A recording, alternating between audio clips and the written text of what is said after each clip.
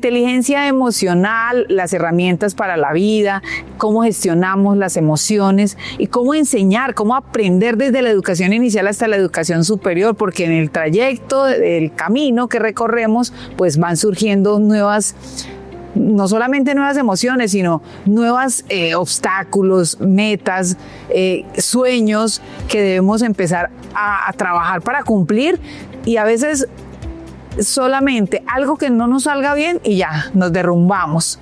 Y entonces la pregunta es, ¿dónde se aprende eso? Pues resulta que las instituciones educativas en sus proyectos educativos institucionales, de acuerdo a una ley de la República, deben no solamente trabajarlos desde ahora, sino que hay otras instituciones que lo empezaron a hacer desde antes. Y hoy quiero que en este programa, que es Tu Mente Sana, un espacio para hablar de salud mental, conozcamos esta experiencia que me parece maravillosa, no solamente porque necesitamos esas herramientas para la vida, sino cómo surgió, y conocer esta historia de lo importante que ha sido el desarrollo de la inteligencia socioemocional y de las herramientas que se le entregan a los estudiantes en el Colegio Gimnasio El Portillo. Miremos esta experiencia.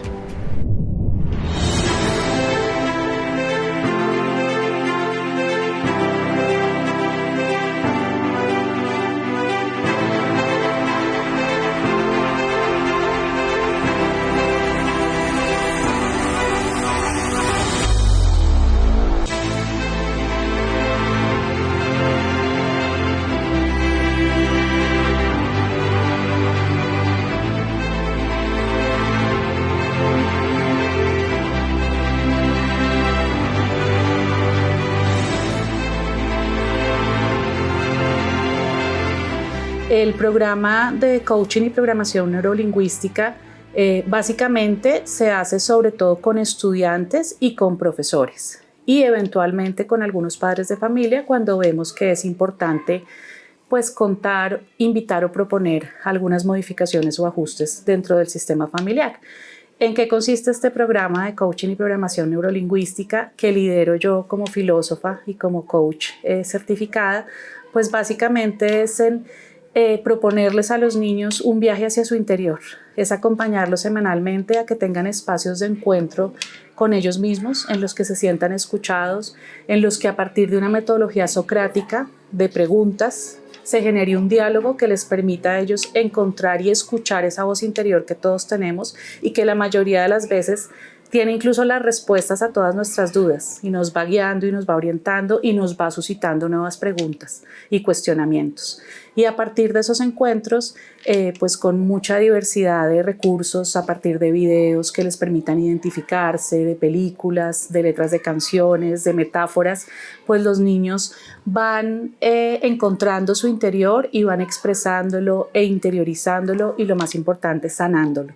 Por eso apoyamos tanto esta iniciativa, porque hemos visto a muchos niños y a muchos adolescentes que llegaron con la mirada triste recuperar la fe en ellos mismos, que es el primer requisito para amar la vida, y recuperar la esperanza y convencerse de que sí es posible ser feliz en este mundo, cumplir con una misión única y irrepetible que todos tenemos, realizarse y sobre todo lo más importante, ser uno mismo, que creo que a eso venimos, a descubrir nuestra esencia y a ser nosotros mismos. Bueno, pues nosotros como docentes y como institución tenemos ya dentro de nuestros sellos diferenciales el seguimiento personalizado de cada uno de nuestros estudiantes. ¿Eso cómo se garantiza? Cuando nosotros ingresamos al colegio, tenemos un tiempo de capacitación, y dentro de ese tiempo de capacitación hay un día, un espacio destinado para que a ti te entreguen el curso que vas a tener. Y en esa entrega se aborda niño por niño con las características de cada uno de ellos. Ahí se incluyen la parte familiar, la parte emocional, todas las características y todas las dimensiones del ser humano, porque nosotros tenemos una educación integral y estamos convencidos que para que uno fluya en cualquier aspecto es indispensable abordar los otros. Entonces, siempre al inicio de cada año, así los niños sean antiguos, se entrega al docente que va a tener el curso en ese año, y acompaña por lo general el docente que lo tuvo el año anterior, y se hace muy muy despacio con un seguimiento de cada uno de nuestros estudiantes. El colegio me ha ayudado mucho en mis emociones últimamente y al inicio. En este colegio lo que tiene especial para mí es que yo me puedo contar con cada persona que está alrededor acá. Le puedo contar a mis emociones a un docente, a la psicóloga, le puedo contar a cualquiera porque siempre confío en ellos. Mis padres son separados y eso también me ayuda mucho a entender cómo es esa situación, y sobre todo la psicóloga me ayuda a comprender cómo me debería sentir o cómo podría sentirme mejor al respecto de mis emociones. Yo tengo un hermano que es de mi padre, de parte de mi padre, y como vivo como prácticamente en 2 vidas, el colegio me ayuda a entender que tengo que hacer igual en cada como vida. El colegio también, como la psicóloga y los docentes, me ha ayudado a sentirme alegre, a socializar con mis amigos, a ser mejor persona conmigo mismo y con los demás. Una parte que me gusta mucho del colegio es la parte deportiva, ya que pues, yo soy gimnasta de alto rendimiento y el colegio me ha brindado mucha flexibilidad para no estresarme, ya que la carga de esos deportes son muy pesadas y mayormente la mayoría de las personas se van virtual. Por suerte no soy uno de esos casos, a mí me gusta mucho este colegio y el colegio también me ha permitido la flexibilidad en tareas, trabajos, en faltas, porque pues uno compite mucho. Y también pues el apoyo que nos brindan en educación física nos permiten avanzar en deportes, voleibol, fútbol, porras. Entonces pues es una parte muy bonita que tiene este colegio. Yo llevo 6 años como padre de familia. Trajimos a nuestra hija a este colegio con mucha expectativa de saber que nos ofrecían el velar por la seguridad emocional de nuestra hija, por prepararla integralmente, y realmente estamos muy felices de ver que se cumple con el compromiso que se asumió. Tenemos una hija que es plenamente feliz cuando viene al colegio. Como padres vemos que realmente conocen a nuestra hija, porque en toda la parte emocional, toda la parte psicológica de nuestra hija siempre hemos estado involucrados. Detectan fácilmente cuando nuestra hija tiene algún inconveniente, cuando no viene en el mismo estado de ánimo, y nosotros hemos sido protagonistas directos gracias a la institución de la formación de nuestra hija, de verla evolucionar, de verla actuar con seguridad, de ver la tranquilidad que tiene para ser como persona, y de ese lugar y ese espacio donde ella se siente acogida, se siente querida y por encima de todo se siente respetada como persona. Le damos la bienvenida a Liliana Duarte. Liliana es la directora de académica pedagógica. Es la directora pedagógica del Gimnasio El Portillo. Bienvenida, Liliana. Hola, representante. Buenos días. Muchas gracias por la invitación. Encantada de estar acá.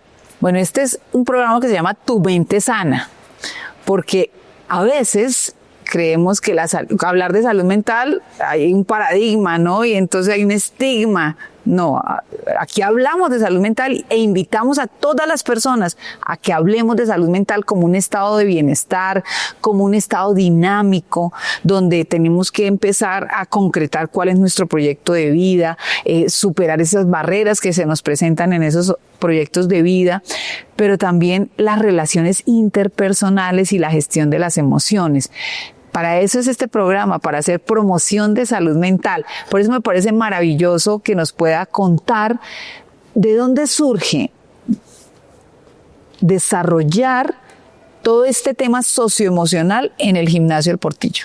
Bueno, pues de verdad que es algo maravilloso que se dedique un espacio entero a hablar sobre la salud mental. Muchas gracias. Porque antiguamente se consideraba o se daba por hecho que en el desarrollo normal de las personas también iba fluyendo la salud mental y la salud emocional. Y recientemente se ha descubierto que hay que desarrollarla, que hay que cuidarla, que es una habilidad también, ¿no? Claro, y que se puede desarrollar y se puede también enseñar. Entonces, para nosotros como educadores, pues es la premisa fundamental acoger a cada persona persona como el todo que es. Y creo que eso es lo que marca la diferencia, porque anteriormente los sistemas educativos consideraban que todo ese desarrollo se daba en casa y que se asistía a la academia a recibir la formación intelectual o el desarrollo intelectual. Después se descubre que pues no es el enfoque, que no se puede separar de esa manera o fragmentar a las personas, porque somos un todo dinámico, como tú lo mencionabas, en el que necesitamos garantizar que todo se esté dando en armonía y que todo se relacione de una manera balanceada, las emociones, la razón, el cuerpo, la mente, el espíritu. Entonces, por eso para nosotros como educadores, lo principal es conocer a cada niño, saber quién es cada niño, cuál es su marco de vida, cuál es su historia personal, porque eso marca una diferencia. ¿Y cuál es su entorno? ¿Cuál es su contexto? ¿No? Porque cada persona, su desarrollo, el desarrollo de hecho de sus habilidades depende también de su entorno. Totalmente. Pero ¿de dónde surge que Ignacio del Portillo haya dicho, bueno, vamos a entrar en esta onda de la inteligencia emocional, del desarrollo de habilidades socioemocionales? Bueno, mi formación es en filosofía y en literatura, y después cuando empecé a trabajar me di cuenta que había muchos niños desesperanzados, y eso me impactó muchísimo, ver miradas tristes a edades tan tempranas en niños y adolescentes que venían de otros sistemas educativos dudando de sí mismos, diciendo que no podían, que no lo iban a lograr, se sentían rotulados, estigmatizados, y eso me cuestionó muchísimo porque no podía entender que eso se diera, además porque soy mamá. Entonces yo decía, ¿cómo se puede permitir que una sociedad en la edad en la que todo debe ser esperanza, ilusión, esté perdiendo eso? Y eso me hizo encontrar unas disciplinas en la programación neurolingüística y en el coaching que me hicieron entender la prioridad que debe tener lo socioemocional en la vida. Entonces quisimos trasladar todas esas herramientas al colegio, y a quienes ya carecieran de ellas o las tuvieran de alguna manera laceradas, pues generarles estrategias para que las recuperaran y volvieran a creer en ellos mismos, y a quienes recibiéramos desde los primeros años de formación, pues mostrarles un mundo positivo, diferente, en el que pudiera florecer su esencia de una manera muy constructiva. ¿Cuántos años llevan desarrollando esta estrategia? Bueno, el colegio tiene 53 años de fundado, y yo creo que desde el principio, de una manera intuitiva, sus fundadoras, que son mi mamá y mi tía, dos educadoras innatas. Es un colegio familiar. Sí, que son dos educadoras innatas y ante todo dos mamás alrededor de las cuales ha girado toda la familia, porque ha sido una figura femenina súper fuerte, súper empoderada, líder. Pues ellas intuitivamente siempre entendieron que había que trasladar a la casa, al colegio, perdón, lo mismo que sucedía en la casa, en términos de seguridad, de afecto, de protección, de cuidado. Ya después se involucraron una hermana mía y una prima que estudiaron psicología, y después llegué yo con mis estudios, y lo que se hizo fue de alguna manera como sustentar eso que intuitivamente siempre se había hecho y definirlo como estrategia pedagógica, como enfoque pedagógico, implementarlo en el currículo, estructurar un programa, y de eso ya tenemos por lo menos unos 15 años desarrollando herramientas, por ejemplo, como Proyecto de Vida en Bachillerato, que es un espacio de autoconocimiento, de reflexión, de definición, de toma de decisiones, y recientemente también lo implementamos desde preescolar hasta quinto como desarrollo socioemocional. Desarrollo socioemocional. ¿Qué cambios han visto en estos 15 años que implementaron en el currículum estas habilidades? Cambios súper positivos. Estamos convencidos de que la pedagogía emocional marca una diferencia. Lo afectivo determina el bienestar intelectual. Antes se creía lo contrario, que se debía valorar lo intelectual y determinar si alguien era o no apto para el sistema y para la academia. Ahora se sabe que si las emociones están bien, todo fluye a nivel cognitivo. En cambio, si las emociones están mal, hay bloqueos, hay ansiedades, hay inseguridades, hay desmotivación, hay apatía, y entonces eso redunda necesariamente en los procesos cognitivos. Bueno, Liliana, cuando yo cambié a mis hijos de colegio, bueno, ya están grandes, ya mi hija se graduó, mi hijo está estudiando en la universidad, próximamente será profesional, pero cuando estaba en el colegio, en el primer colegio que estudió, tenían como rótulos los niños, ¿no? Entonces el niño calavera, entonces él llegaba y me contaba y decía, es que el niño calavera, y yo, pero ¿cuál es el niño calavera? El que se la monta a todo el mundo, el que hace bullying, ¿no? El que molesta a todos. Y el cansón, el chistoso, como que eso, y esos rótulos generan un impacto en el desarrollo de los jóvenes, ¿no? ¿Cómo funciona entonces el bullying en el colegio El Portillo? Bueno, desafortunadamente creo que al hablar de bullying se habla de una condición universal, una realidad universal de todos los contextos, porque a nuestra humanidad le falta evolucionar en temas de empatía, de respeto, de tolerancia. La tendencia humana tristemente es a la crueldad, es a la burla, es a posicionarse como líderes algunos, pasando por encima de los demás. Entonces la diferencia de pronto en nuestro contexto es el acompañamiento permanente que hacemos, el acompañamiento personalizado que hace que los niños se sientan en la suficiente confianza para hablar, que es lo que puede marcar la diferencia. El bullying por lo general se hace por debajo de cuerda, pasa desapercibido, porque nadie va a intimidar a otro o a molestar a otro pues enfrente de la autoridad o de los cuidadores. Y soterrado. Exactamente, y esa intimidación hace que las víctimas pues se queden en silencio, se guarden lo que están sintiendo y no lo exterioricen, y pues eso es lo que le da poder también al victimario, porque entonces se crece y siente que lo puede seguir haciendo. Pero en espacios como el nuestro, donde los niños saben que son protagonistas todos, pues se establece la confianza necesaria para que hablen y se expresen, y sobre todo la intención nuestra es prevenir más que corregir. ¿Sí? Es decir, evitar que haya bullying. Claro. Sin embargo, el bullying se presenta. Sí, y sobre todo me parece importante, ya que tú traes el tema a colación, diferenciar lo que es la tendencia humana natural a molestar a los otros, a las conductas reiterativas amenazantes que sí constituyen bullying, porque eso también muy está importante, generalizando. Liliana, muy importante, porque son dos cosas distintas, son conductas distintas. Claro. Cuando yo hablo de bullying es que es permanente, reiterativo, de diferentes formas, en el colegio, en las redes sociales, en el WhatsApp que se creó, en el chat de grupal, en todas partes, o sea, que no lo dejo en paz. Exacto. O no la dejo en paz. Eso es bullying. Hay espacios de recreación, de interacción, que es distinto al bullying, ¿no? Claro. Quiero que miremos esta nota de cómo está el bullying en el mundo de nuestro país y qué estrategias se han utilizado para detener el bullying. Miremos. A nivel global, Colombia está en el puesto 11 del mundo con más bullying escolar frecuente, y en Latinoamérica, solo Costa Rica supera sus niveles, con un preocupante 23% de estudiantes que afirman ser víctimas recurrentes de bullying. Y las cifras nacionales lo confirman. Entre 2020 y 2024, el Ministerio de Educación reportó 4.749 casos de bullying y ciberacoso y más de 7.800 situaciones graves de convivencia en colegios, clasificados como situaciones graves tipo 2. Las agresiones más comunes incluyen burlas, rumores, golpes y amenazas. Solo en 2024 se registraron más de 60.000 reportes por agresión y discriminación en entornos educativos, según Civigila. Cali encabeza las denuncias con más de 3.200 casos de acoso escolar y junto a Soacha y Cundinamarca concentran gran parte de los reportes. Las agresiones físicas lideran los registros, seguidas de las verbales, relacionales y electrónicas.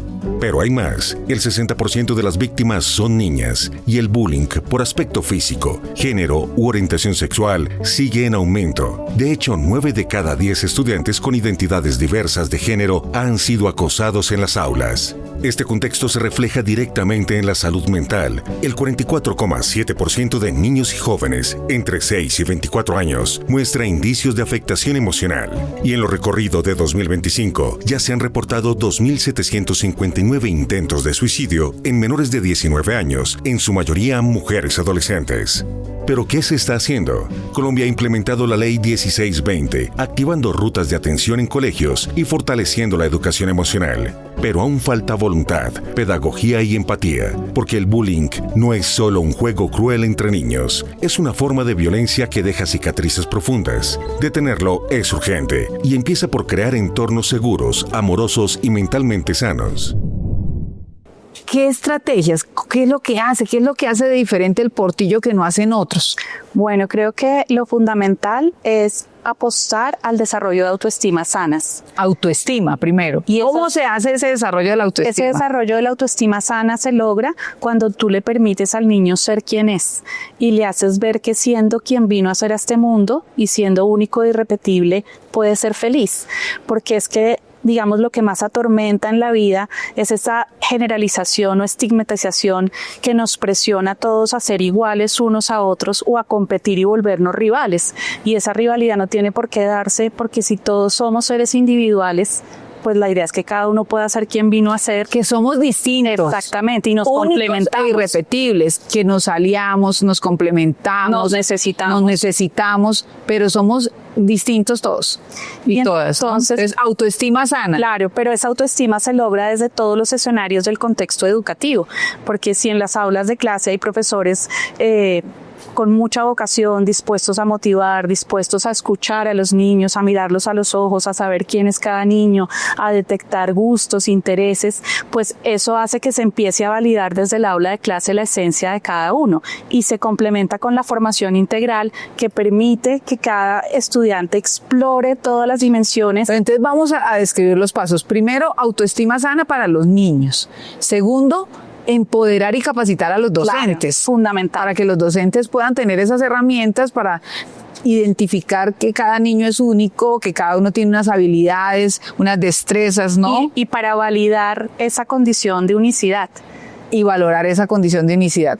Tercero, ya entonces en el contexto, por ejemplo, del currículo, generar formación integral que permita, primero, que haya un balance en el crecimiento, que se pueda desarrollar lo espiritual, lo físico, lo social, lo emocional, lo que somos por nuestra naturaleza humana, sin dejar ninguna de las dimensiones de lado. Y en segundo lugar, que en cada una de esas dimensiones surjan los talentos particulares, porque eso genera un autoconcepto positivo y una autoimagen positiva, porque cuando tú descubres que te destacas en el tenis, pues vas a recibir aprobación desde el entorno deportivo y eso te da seguridad. Pero si en cambio descubres que lo tuyo está en el canto o en la música, pues entonces vas a encontrar dónde fortalecer tu imagen y dónde desarrollar un autoconcepto sano. Entonces creo que esa variedad que garantiza la formación integral es fundamental para alimentar las almas de los niños y permitirles que surjan sus potencialidades y se aprovechen al máximo. Súper importante el desarrollo de talentos. A veces nosotros encontramos personas que, no sé, pasan toda la vida y no saben cuáles son los talentos. No los identificaron nunca. Sí, resulta que todas y todos tenemos talentos, ¿no? Claro, eso es lo que evidencia nuestra particularidad, ¿no? Y también porque venimos de una sociedad que antes estigmatizaba algunos talentos y consideraba que no se debían desarrollar o explotar porque había unas carreras tradicionales que eran las que se debían seguir. Bueno, el currículum, entonces, ¿cómo se incluyó? Mira que la gente dice, sí, es importante. Sí, definitivamente es importante, pero hay que entender que una parte es la teoría, pero la que marca la diferencia es la práctica, porque solo una hora de clase a la semana o 2 horas que nos enseñen a conocer las emociones, a nombrarlas. No, eso tiene que ser en la cotidianidad. Tiene que ser en la vida diaria y en el compromiso de todas las personas que hacen parte de la comunidad, porque si tú en el aula de clase hablas de la importancia del reconocimiento, pero un estudiante jamás es llamado por su nombre, pues ahí hay una contradicción y un vacío y una brecha que al final es lo que realmente va a generar en el niño la idea de lo que es el tema de la inteligencia emocional. Entonces esto requiere teoría, sustentación, pero vivencia diaria. Compromiso, entrega, disponibilidad con cada estudiante que acoges y que llega a ti para que sea su formador y su cuidador. No es suficiente una cátedra, es necesaria la cotidianidad, los actos. Acuérdense que a veces las palabras no son tan contundentes como los hechos, ¿no? El comportamiento. Y el lenguaje no verbal. Y el lenguaje no verbal, la mirada que me mató. Que fulmina, que descalifica, que agrede, hace muchísimo más daño. Entonces tenemos que comprometernos con eso, con nuestra gestualidad, con lo que le expresamos a los niños, con el mensaje que les enviamos y con la manera como les demostramos de qué se trata vivir.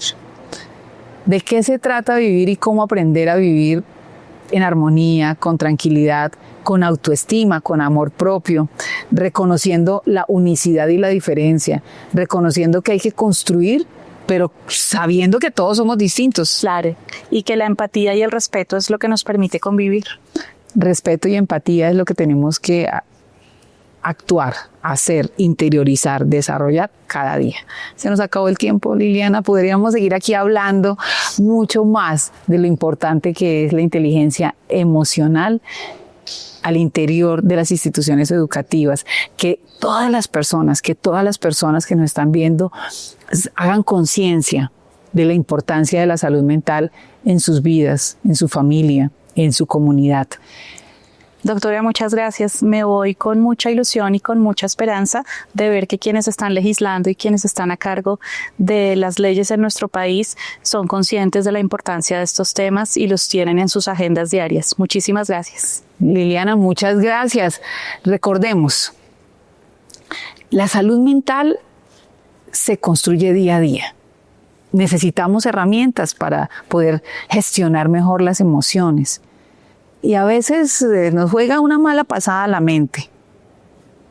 Nosotros tenemos que tener ese control, porque resulta que no es la mente la que nos lleva, no.